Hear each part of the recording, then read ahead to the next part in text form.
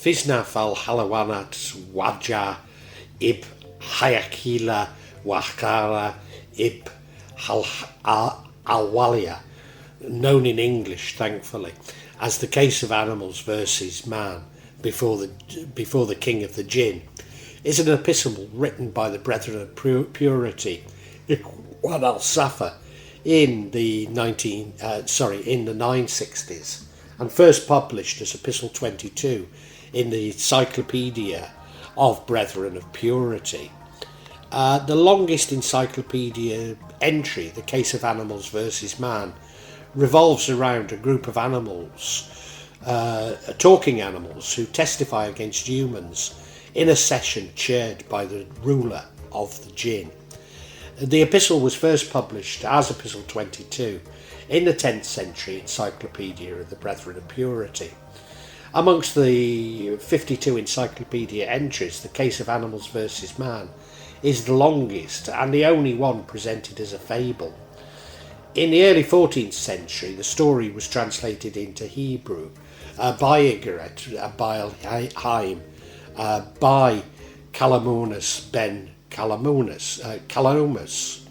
The Hebrew version has been translated and adapted into English for a popular audience.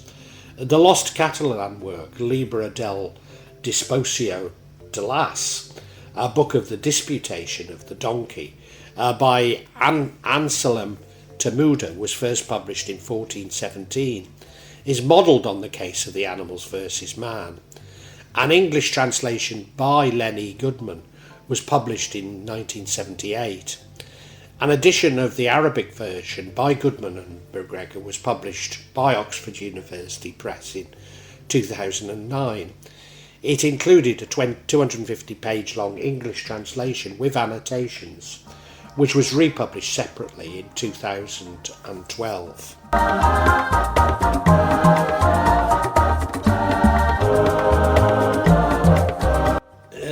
The Ikhwan al-Ṣafa, the Brethren of Purity, were a secret society of Muslim philosophers in Basra, now Iraq, in the 9th and 10th century CE, on whom I've issued a vlog. The Rasail Ikhwan al-Ṣafa, Epistles or Encyclopaedia of the Brethren of Purity, consists of 52 treatises on mathematics, natural science, psychology, physical sciences and theology.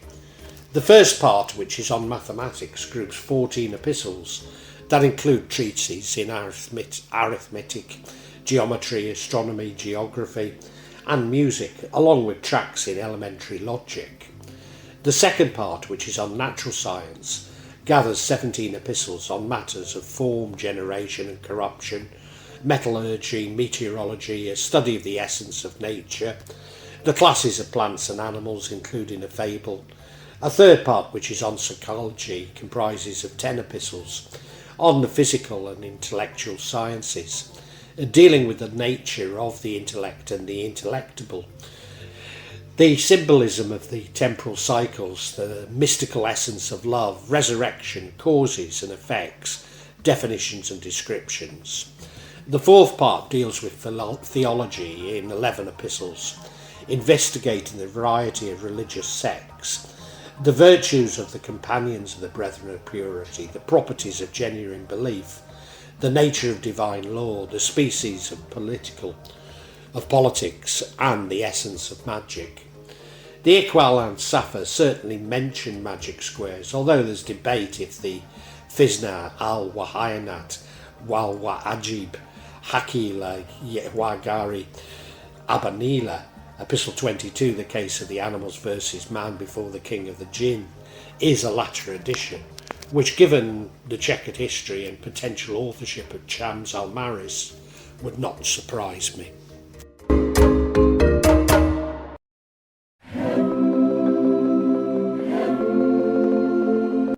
When man began to reproduce and multiply, humans spread across the earth, land, sea, mountains and plain, everywhere freely and securely, seeking their own ends.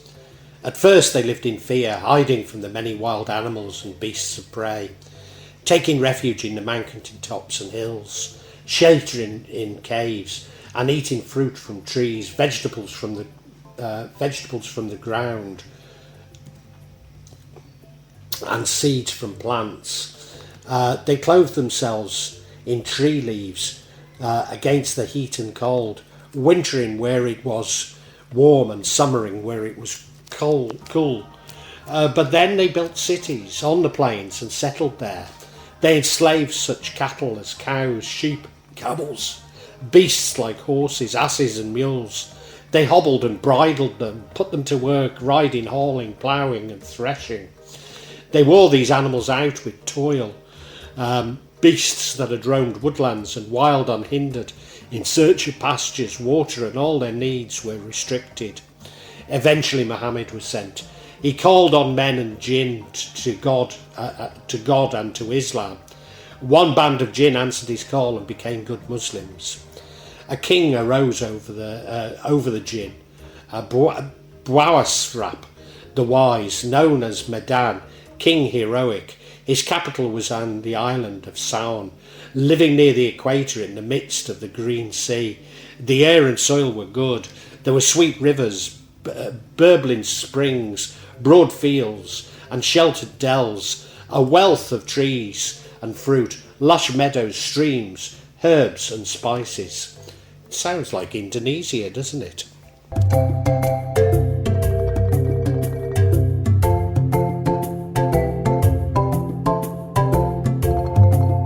70 men are shipwrecked on the island of Saon, which is inhabited by animals that can talk, who had fled from man to avoid abuse and exploitation. Believing them to be their slaves, the men attempted to subjugate the animals. The animals demanded justice. Thus a trial is convened by the island's Muslim governor and king of the jinn, Biwarasp, the wise. The humans are represented by 7 spokespeople, including an Iraqi, a Sri Lankan, a Syrian Jew, a Syrian Christian, a Qurayshi, a Byzantine Greece, a Shiite Muslim. They unconvincingly argued that mankind is superior to animals. On the other hand, the animals are led by the bee, Al-Nar, king of the insects, the griffin or Anka, Al-Anka, the king of the predatory birds, the lion, Al-Asad, king of the predatory and land animals, the Simurg or Al-Simurg, king of the birds, whom I mentioned in the conference of the birds, the sea serpent, Al-Tinin, king of aquatic animals, the snake, Al-Thuban, king of the animals that crawl on the ground, an unspecified king of cattle, probably the horse, Al-Kyle. They each appoint one animal to represent their respective species. The bee, the nightingale, Al-Hazar, the jackal, Al-Ibn Awa, the parrot, Al-Bagia, the frog, Al-Difida, the cricket, Al-Sasa, the unspecified cattle ambassador, perhaps the mule, Abagal. Throughout the trial, multiple references to Al-Qur'an are made. There is some mention of the Torah and the Gospels. The mule cites Al-Qur'an 55:10 to suggest that man does not have exclusive rights over creation. Allah explains that he has made the earth flat for animals to live in, and for all kinds of creatures that have spirits, and the earth is a place to be able to take advantage of things on the surface of the earth, and those that are in its belly. Whereas the humans cite Al-Qur'an 11:6 in rebuttal. It is those who have nothing in the hereafter except the fire. Their efforts in this life will be fruitless, and their deeds will be useless. The bee claims that according to Al-Qur'an 16:68, bees has a skill set superior to that of humans. And the Lord inspired the bees, make your homes in the mountains, the trees, and what people construct, and feed from the flower of any fruit you please, and follow the ways of the Lord has made easy to you. From their bellies come forth liquid of varying colours, in which there is healing for people. Surely this is a sign for those who reflect. The animals insinuate that mankind is confused, given the existence of multiple world religions, to which the Persian in attendance invokes the Al-Qur'an 2:115, Whichever path we take, there is the face of God. Arguing that, as for supposedly superior minds, we have not the least trace or sign of that. If you have such powerful intellects, you would not have boasted over us about things that are not your own doing, or won your own efforts by which God's manifold gifts to be recognised and acknowledged by the acts of grace. The intelligence takes pride only in things of their own doing. Wholesome arts, sound views, true sciences, upright conduct, just practices, ways of pleasing God. As far as we can see, you have no advantage to boast, but only groundless claims, baseless allegations, and bootless collar. The final argument is delivered by a human speaker from the Hejaz, who stresses that only humans will be resurrected during the Last Judgment.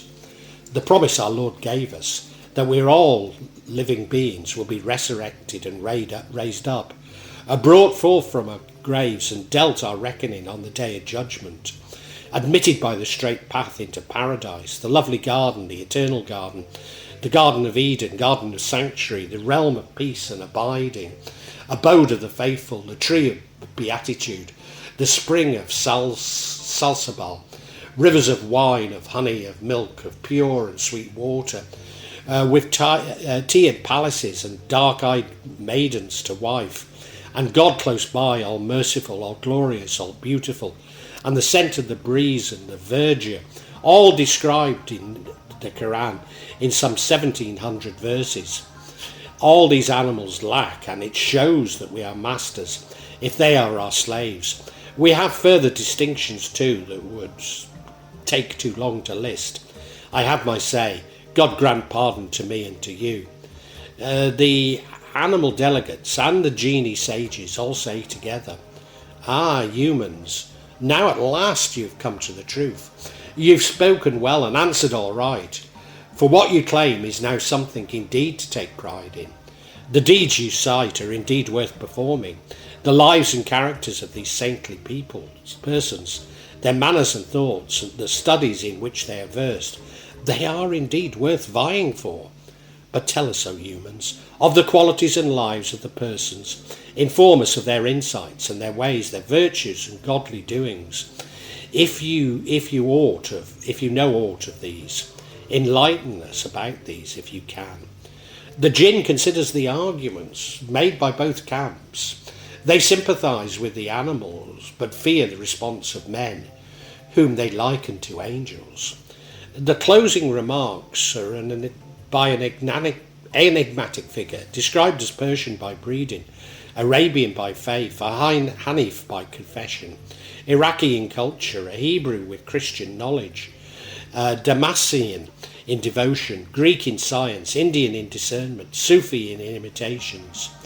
The man suggests that humans have yet to realise their full potential.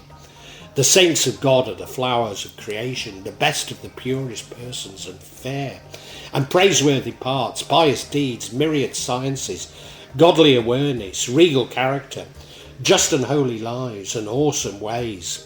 Fluent tongues weary to name their qualities, and no one has adequately described their innermost core. Many have cited their virtues, and preachers in public assemblies have devoted their lives down through the ages to sermons, dilating on their merits and their godly ways, without even reaching a pith of the manner. The trial abruptly concludes with the verdict in favour, it being in mankind's favour.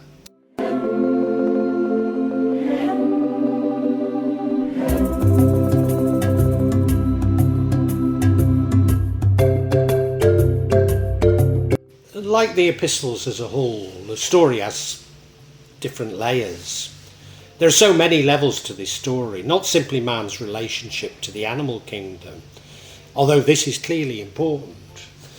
I recall having a debate on my channel with a fellow Muslim over this. Instinctively, my animistic beliefs see all of Allah's creation having equal rights, whereas my fellow Muslim could not accept that animals were not created by Allah to provide man with food. One feature of this epistle shares with other medieval encyclopedias, and especially with the larger cosmographies, is that they examine the wonders of the animal realm with emphasis on the purpose of nature and creation. Each species follows the form and has the faculties that suit it best. Broadly speaking, I would argue that the story supports my view. Certainly that man should not exploit animals nor be cruel to them based on man's supposed superiority. That slavery is abhorrent, whether this is the slavery of humans or animals. But there is a final twist, that man also has an obligation towards animals, because man is capable of understanding his position in the cosmos. For the Ikhwan, humans ought to follow Allah's precedent in looking after the earth and all the creatures in it with justice, insight, and the utmost compassion. That man is closer to angels, and because he can comprehend Allah's will, he has a duty to behave with responsibility. The story also reminds us that the Torah and Gospels, along with Al-Qur'an, are important books to all Muslims. For me, this also suggests that religion is not about supporting a particular path, but a variety of paths, each suited to different individuals, not only within a religion, but across all religions. Yet man focuses on these differences when they are simply man-made constructs and have nothing like the importance of the differences within animals, or between animals, man and jinn. That Allah is much too important to be restricted to a single path. That we have a duty to learn from their message, but not to put excessive credence on literal interpretations of individual practices, such as in the realm of jurisprudence. Indeed, the trial shows Al-Qur'an may be used to produce contradictory arguments regarding a legal issue. One of the most confusing features of the conclusion of the case of the animals versus man is the fact that not all humans are saints or sages. Hence it is absurd to use the nobility of a few humans as a pretext to discharge a majority of humans for their represses of an unjust treatment of cattle and beasts. I might add humans as well. For me, the most important message is that jinns are also Allah's creation. Like man and animals, Allah created them so that they may worship him. I did not create jinn and humans except to worship me. Al-Qur'an 51:56. Jinn, unlike angels, have free will, and in many respects are like man, although live within another dimension. Jinn, like man, are neither good nor evil, but can choose to commit good or evil acts. This is so different from the Christian concept of demons, which was developed in Dante's Inferno and Milton's Paradise Lost, which links demons to Satan, heaven and evil, a concept which so many Muslims have adopted. But this contradicts Al-Qur'an. Not that those who choose to argue with me on Shams al-Marif will ever conclude this. Thus, Rasp is both wise and devout. It is so convenient to externalise evil and condemn others, be they animals, jinn, or fellow humans, for being evil. But this story reminds us that we all have the potential for good and evil, often displaying both every day. Again, there is a twist. The story suggests that man is closer to angels, in his potential at least. In the prologue of the case, the brethren also argue that man, at his best, is a noble angel, the finest of creatures, but it is, at his worst, an accursed devil, the bane of creation. As many Muslims believe jinn to be intermediaries between humans and angels. And it is this potential, our ability to find a closeness to Allah, even above that of angels, which distinguishes from Allah's other creation. Of course, this suggests that if we are proud and judgmental, we are no better than animals or jinn, that we need to strive to be our best regardless of what jinn, animals, or other humans may do. Thus, if we follow the path of suppressing our ego, we are able to get closer to Allah, and this is our duty. The abrupt ending recognises the superiority of man, however seems to contradict the ecological spirit that animates debate, perhaps suggesting that this is a dualistic interpretation, but hinting at a non-dualist approach beyond narrow literalism and jurisprudence. Though humans occupy an elite position in this world, it is only God who is at the centre of Ikhwan's scheme. But of course, this is simply within dunya and may not actually reflect Allah's cosmos.